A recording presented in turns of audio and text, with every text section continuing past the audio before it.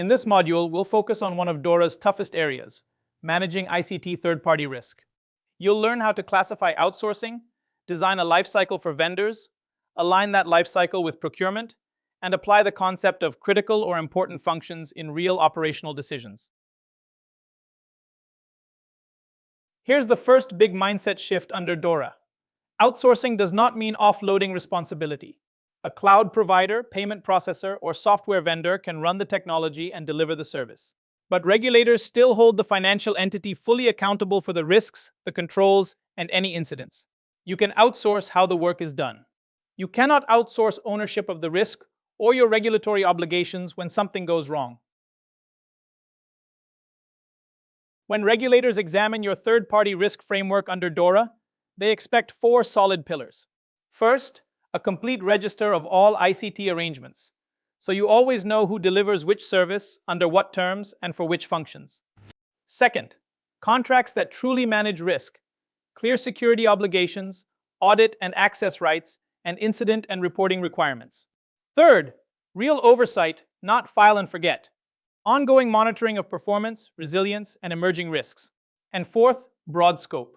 The framework must cover cloud, data centers, SaaS, analytics providers, payment processors, and other ICT dependencies, not just traditional outsourcers. A key foundation for that framework is getting the distinction between ICT procurement and ICT outsourcing, right? Procurement is about buying standard products or tools, cables, hardware, software licenses. You're not handing over a business process, so governance can be lighter, though still controlled. Outsourcing is different. A third party actually runs a process you would otherwise perform yourself, like managed security or core cloud infrastructure. That creates direct operational dependency, so you need deeper due diligence, tighter contracts, stronger monitoring, and usually board-level visibility. Within that outsourcing universe, DORA focuses on critical or important functions. A critical or important function is any activity where a failure would seriously damage your firm's financial performance, stability, or compliance. Once you cross this criticality threshold, tougher expectations apply. The board must be directly involved. You need clear exit and transition plans. Supervisors may need to be notified before you sign contracts. And agreements must grant strong audit and access rights so you can properly oversee the service.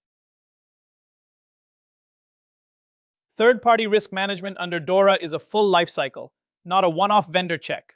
It starts with pre-assessment. Do we really need this provider, and will they support a critical or important function? That decision drives how deep your controls must be. Next is due diligence, where you test their cyber maturity, resilience, and financial health. If they pass, you embed requirements in the contract: DORA clauses, security controls, SLAs, audit rights, and exit provisions. Then comes onboarding and ongoing monitoring, followed by a controlled exit, ensuring a safe transition and secure data deletion.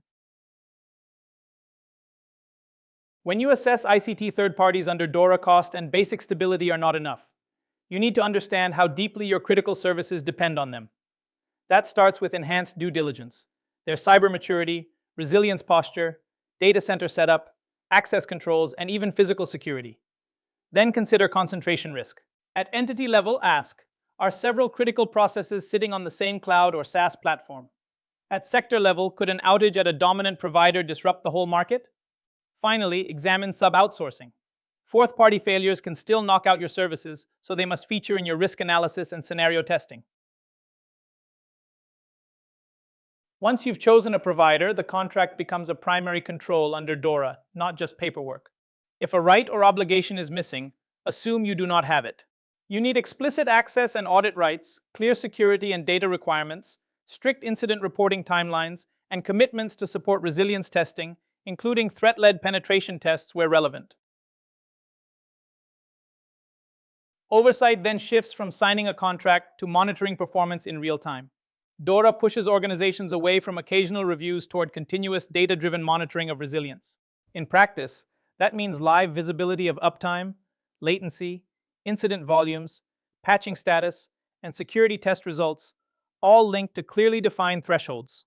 When indicators drift toward those thresholds, you trigger predefined actions: escalate, investigate, or initiate remediation. The crucial element is the feedback loop. Monitoring data must feed into risk registers, risk ratings, and management reporting, so your official view of ICT risk stays aligned with what is actually happening in production. Your responsibility doesn't stop with the primary vendor. Under DORA, you're also accountable for anyone your vendor relies on for critical services. That means no black box sub-outsourcing. Contracts need to state clearly whether sub-outsourcing of critical or important functions is allowed at all. If it is, define the approval process, notification timelines, and any conditions or limits. Then extend your risk assessment to the subcontractor. Consider their resilience, location, concentration risks, and how you would respond if they suddenly failed. All of this has to sit on strong governance. Under DORA, governance around ICT third parties starts with a complete register. You need a single maintained inventory of all ICT arrangements, clearly tagged as critical or non-critical. That register is not a clerical exercise. It's the foundation for accountability. The management body owns the ICT risk strategy, so they must be able to see where critical dependencies sit and how they're changing over time.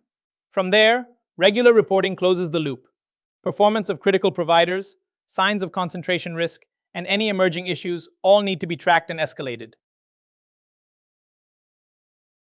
On top of firm-level governance, DORA introduces something new: direct EU supervision of the most critical ICT providers that financial entities rely on.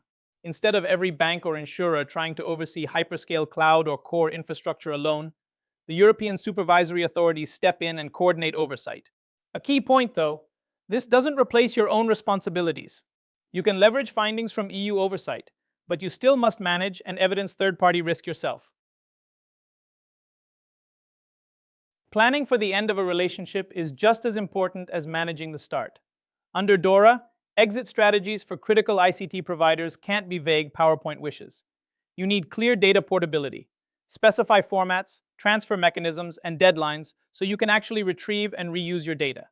Then define transitional services. The provider must help you migrate, keep services running during the move, and cooperate with any incoming provider. Treat the exit plan like any other control.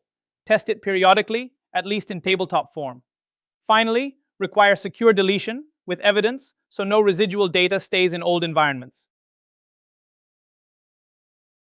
To pull everything together, think of DORA third-party risk as a repeatable loop. First, classify every ICT relationship so you know what really counts as outsourcing. Second, identify which services support critical or important functions. Third, embed the right protections in contracts. Fourth, monitor providers continuously with data, not anecdotes. And finally, document everything in a living, accurate register.